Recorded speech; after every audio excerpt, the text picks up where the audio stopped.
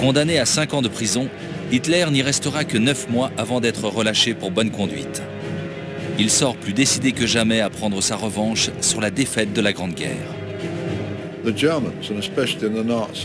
Les Allemands, et en particulier les nazis, croient fermement que l'Allemagne n'a pas perdu la guerre.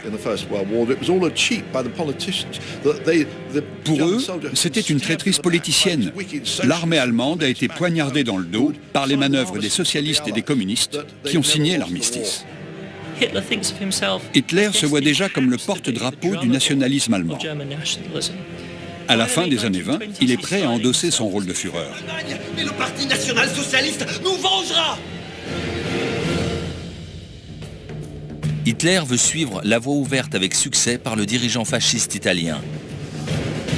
Mussolini a contraint le roi Victor Emmanuel à le nommer Premier ministre, et il gouverne en s'appuyant sur un nationalisme fanatique. Son but suprême était de refaire de l'Italie une grande puissance impérialiste.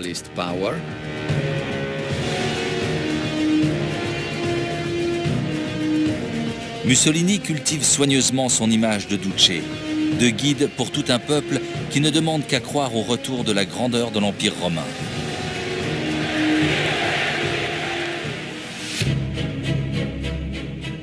Les troubles n'épargnent pas non plus l'Union soviétique naissante. Lénine dirige le nouvel État avec l'aide de Joseph Staline. Et la révolution se poursuit au prix d'une sanglante guerre civile. Lénine a pris Staline sous son aile.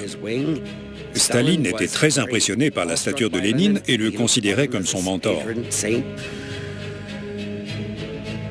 Mais la mort de Lénine en 1924 laisse le pouvoir vacant. Un vide que Staline va rapidement combler. À la mort de Lénine, Staline est déjà prêt à prendre le pouvoir. Tout de suite, il écarte ses rivaux et impose son autorité. Trotsky était favorable à la révolution permanente, mais en 1923-24, le peuple russe n'en pouvait plus de la révolution. Staline s'impose parce qu'il est tactiquement le plus fort, et non grâce à des idées plus généreuses ou plus originales. En France, De Gaulle poursuit sa carrière militaire. Il couche sur le papier ses théories sur les guerres à venir. Le jeune capitaine puis commandant De Gaulle, dans les années 20, très actif à l'école de guerre où il est chargé de cours, très actif intellectuellement.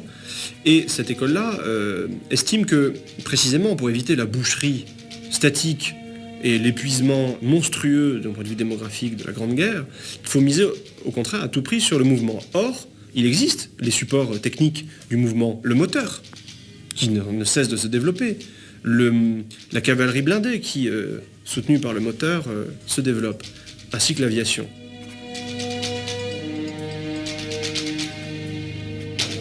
Si son livre reçoit peu d'écho de la part du commandement français, il attire l'attention outre-Rhin. Cette école-là se développe en Allemagne, pour une raison simple, c'est que l'Allemagne a besoin du mouvement, toujours. Depuis le XVIIe siècle, depuis la guerre de 30 ans, le territoire est ainsi fait, il est ainsi encerclé que l'Allemagne mise toujours sur le mouvement pour se libérer. Pendant ce temps, Churchill connaît une traversée du désert politique. Personne ne prête attention à ses avertissements à propos des dangers croissants du nazisme, du fascisme ou du communisme.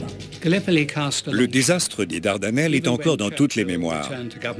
Même de retour au gouvernement dans les années 20 et encore après, Churchill est poursuivi par le fantôme de cette défaite. En le voyant, on ne peut s'empêcher de penser à sa coupable impétuosité lors de la bataille des Dardanelles.